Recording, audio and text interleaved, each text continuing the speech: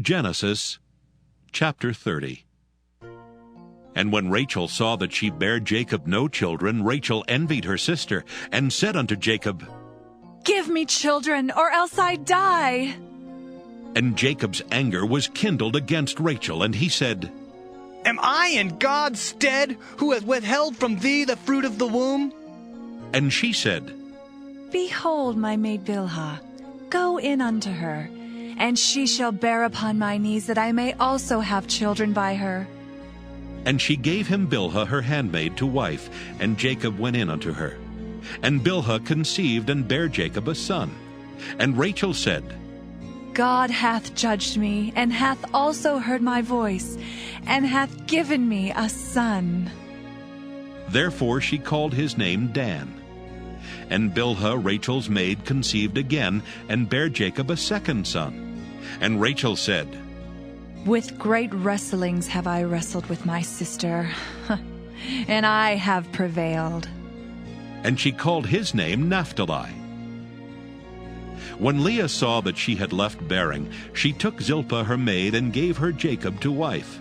And Zilpah Leah's maid bare Jacob a son. And Leah said, A troop cometh. And she called his name Gad.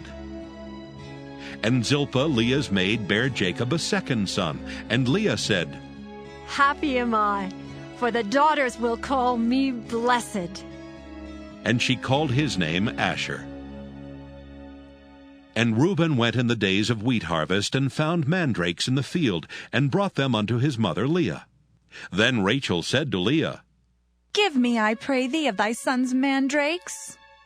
And she said unto her, Is it a small matter that thou hast taken my husband? And wouldst thou take away my son's mandrakes also? And Rachel said, Therefore he shall lie with thee tonight for thy son's mandrakes. And Jacob came out of the field in the evening, and Leah went out to meet him, and said, Thou must come in unto me, for surely I have hired thee with my son's mandrakes. And he lay with her that night. And God hearkened unto Leah, and she conceived, and bare Jacob the fifth son. And Leah said, God hath given me my hire, because I have given my maiden to my husband. And she called his name Issachar. And Leah conceived again, and bare Jacob the sixth son. And Leah said, God hath endued me with a good dowry. Now will my husband dwell with me, because I have borne him 6 sons. And she called his name Zebulun. And afterward she bare a daughter, and called her name Dinah. And God remembered Rachel, and God hearkened to her, and opened her womb. And she conceived and bare a son, and said, God hath taken away my reproach. And she called his name Joseph, and said, The Lord shall add to me another son. And it came to pass, when Rachel had borne Joseph, that Jacob said unto Laban, Send me away, that I may go unto mine own place and to my country. Give me my wives and my children, for whom I have served thee, and let me go. For thou knowest my service which I have done thee.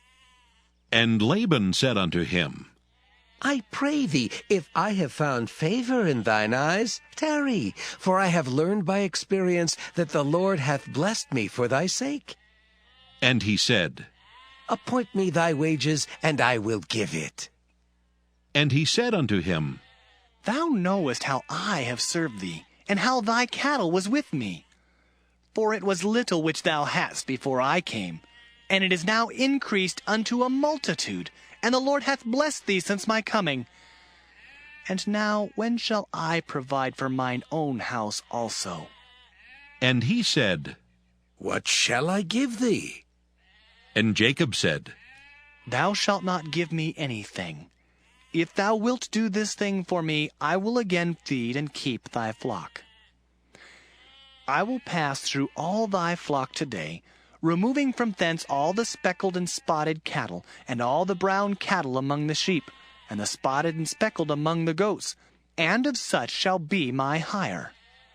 So shall my righteousness answer for me in time to come, when it shall come for my hire before thy face. Every one that is not speckled and spotted among the goats, and brown among the sheep, that shall be counted stolen with me. And Laban said, Behold, I would it might be according to thy word. And he removed that day the he-goats that were ring-straked and spotted, and all the she-goats that were speckled and spotted, and every one that had some white in it, and all the brown among the sheep, and gave them into the hand of his sons. And he set 3 days' journey betwixt himself and Jacob, and Jacob fed the rest of Laban's flocks. And Jacob took him rods of green poplar, and of the hazel and chestnut tree, and pilled white strakes in them, and made the white appear which was in the rods.